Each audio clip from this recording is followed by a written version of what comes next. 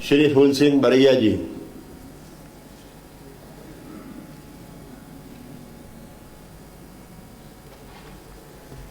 सभापति महोदय,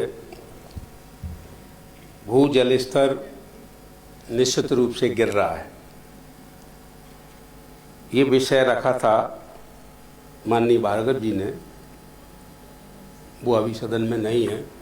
ये बहुत गंभीर और चिंता का विषय है, लेकिन पक्ष के सदस्य हमेशा विपक्ष के ऊपर कटाक्ष करते ही हैं।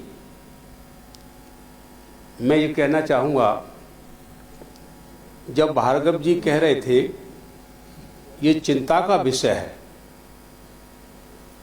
तो माननीय सदस्य भूपेंद्र सिंह जी कह रहे थे कि नहीं नहीं, हमारी सरकार ने तो पानी इतना ला के रख दिया है, हर जगह पानी पानी पानी पानी। अगर हम आधा घंटे और बैठे रहते सदन में तो कल्पना होती कि हम यहाँ डूबने लगे। इधर तो चिंता का विषय है, एक तरफ चिंता के खिलाफ बात कर रहे हैं। आप में खुद में ही सहमति नहीं है और सामने वाले के ऊपर आवाज उठा रहे हैं। तो मेरा कहने का तात्पर्य यह है कि सच्चाई ये है कि चिंता का विषय है। इसमें कांग्रेस का दोष नहीं है, इसमें बीजेपी का भी दोष नहीं है। ये प्रकृति का मामला है, ये भूविज्ञान का मामला है। और कैसा मामला है कि अगर जल स्तर नीचे जाता है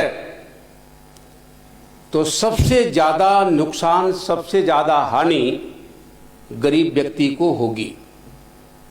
कोई भी त्रासदी, चाहे वो अतिवृष्टि हो, ओलावृष्टि हो, चाहे आगजनी हो, चाहे तूफान आ जाए, सबसे ज्यादा नुकसान गरीब व्यक्ति का होता है।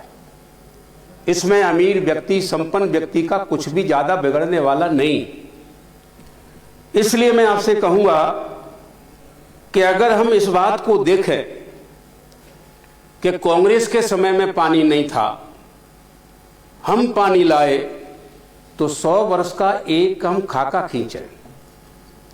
हम में से यहां पर 100 वर्ष पहले कोई व्यक्ति नहीं होगा, लेकिन 100 वर्ष का अगर खाका खींचे तो हमने खुद देखा, अभी बहुत पहले, ज्यादा 100 वर्ष पहले नहीं, कि इतना पानी था कि जो खेत हमारे गहराई में थे, कुछ खेत ऊंचाई पर थे, तो गहराई वाले खेतों में पानी 6-6, 7-7 महीना अपने आप चलता रहता था। इतना पानी था। यह कुदरत की बात है। कहीं तो पहाड़ों में से पानी चलता था और वो पानी पूरे साल भर चलता था। वर्षा आती थी, थोड़ा कम हो जाता, और वर्षा फिर से शुरू हो गई, फिर से चलने लगता। तो 100 वर्ष का खाका अगर हम देखते हैं सभापति महोदय, तो पानी, भू जल स्तर घटता चला आ रहा है और अभी भी घट रहा है। हाँ, प्रबंधन करके हम लोग आगे अपनी व्यवस्था बनाएंगे, ये सत्य है, लेकिन इसमें विज्ञान को चैलेंज नहीं करना चाहिए। विज्ञान को चैलेंज कर रहे हैं। हमारे माननीय सदस्य भूपेंद्र जी कह रहे थे कि पारस पत्थरी थी, जो लोहे से टच कर दो तो सोना बनता था। गंगा जी ऊपर से लाई गई थी।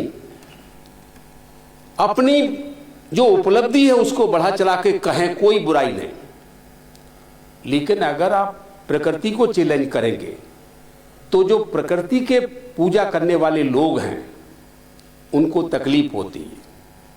और मैं कहना चाहूंगा कि पारस पत्थरी से अगर सोना बनता है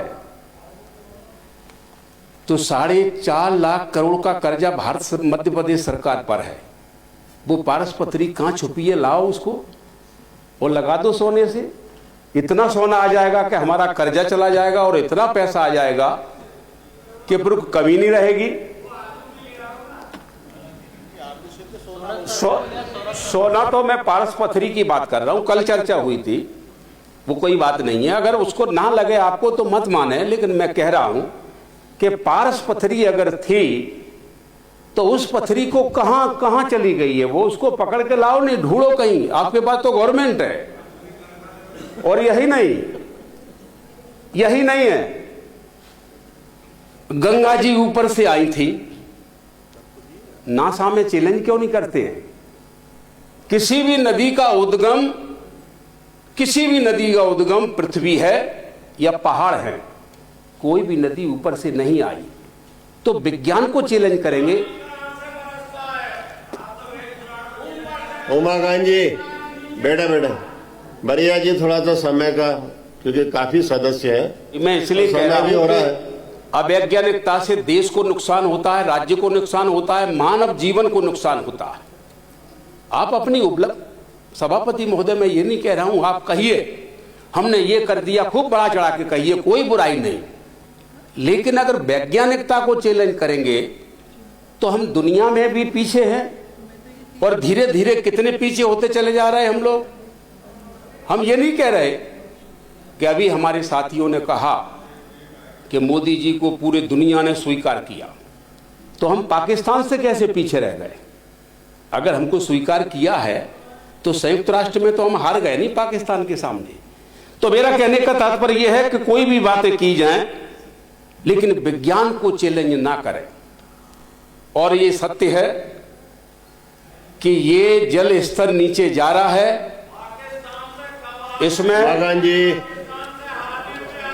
उमाकांत जी, इसमें सभापति जी, बढ़िया जी, माननीय बढ़िया जी, अपना जल प्रबंधन विषय जल प्रबंधन का है। उमाकांत जी, ये कार्रवाई से बेटा, इसको क्या संबंध है इस बात? ये बेटा, इसको क्या संबंध है इस बात? ये जो विलोपित करवाएं, आप कार्रवाई से विलोपित करें। बढ़िया जी, थोड़ा विषय पे पेट संभालियो, फट ना जाए। कार्रवाई से विलोपित करें। बढ़िया जी, उमाकांत जी, कांग्रेस के शासन में आवे और ना भाजपा के शासन में। उमाकांत जी कृपया बैठे आप। तो ये जो भूजल बढ़िया जी थोड़ा संक्षिप्त कर दे, क्योंकि काफी सदस्य हैं। इसको ये निश्चित रूप से इसमें कहीं न कहीं शहरीकरण का भी बड़ा योगदान है। शहरीकरण जब से बढ़ा है और शहरीकरण के कारण निर्माण कार्य और लोगों को पानी का उपयोग करने की क्वांटिटी बढ़ी है। और ये सरकारों का 20 वर्ष का मैं देख रहा हूं। ठीक है, जो गांव का व्यक्ति है वो गांव छोड़ करके शहर की तरफ आ रहा है, शहरीकरण बढ़ा है। क्यों बढ़ा है?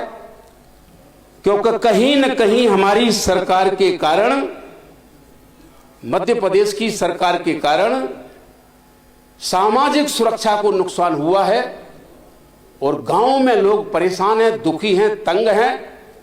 पता नहीं रात में कौन आकर के घर में घुस के मार जाए, पीट जाए। इसके कारण इतना पलायन हुआ है कि गांव का आदमी शहर में आके बस गया और शहर में बसने से पानी का उपयोग बढ़ गया है। इससे भी जल स्तर पर फर्क पड़ रहा है। और मैं आपसे कहूंगा कि इसके लिए अगर इस पे प्रतिबंध लगाए जाए कुछ, और ये सत्य है कि पेड़ ज्यादा लगाए जाए, और उसमें कोई एक व्यक्ति एक पार्टी का मामला नहीं है, ये मानवता का विषय है। इसमें इंसानियत काम करेगी। जितने ज्यादा हम पेड़ लगाएंगे निश्चित रूप से मानसून को अट्रैक्ट करने की व्यवस्था बढ़ेगी और जल स्तर में फर्क पड़ेगा। और फसलों का जो अभी काफी जो रकबा बढ़ गया है पानी वाली फसलों का, पहले इतनी फसलें नहीं होती थी पानी की, अब पानी की फसलें लोग ज्यादा करने लगे हैं। जो धान ज्यादा होने लगी, उसके पहले धान होती नहीं थी उतनी ज्यादा, कहीं कहीं होती थी। ये रकबा बढ़ने से भी ये इम्बैलेंस पोजीशन हो रही है, इसलिए भी काफी जल स्तर नीचे जा रहा है। और जल स्तर नीचे जाना ये ना सिर्फ मध्य प्रदेश की चिंता है, ये भारत की चिंता है। और भारत ही खतरे में है, दुनिया में सबसे ज्यादा खतरा भारत के ऊपर है। मैं ऐसे कहूंगा आने वाले समय में हम लोग भी इसमें अपना योगदान जैसे शुरू से कर रहे हैं करेंगे। और मैं इतनी सी बात कह करके अपनी बात को विराम दूंगा। बहुत बहुत धन्यवाद। धन्यवाद। जय भीम, जय भारत। श्रीमती ललिता यादव जी।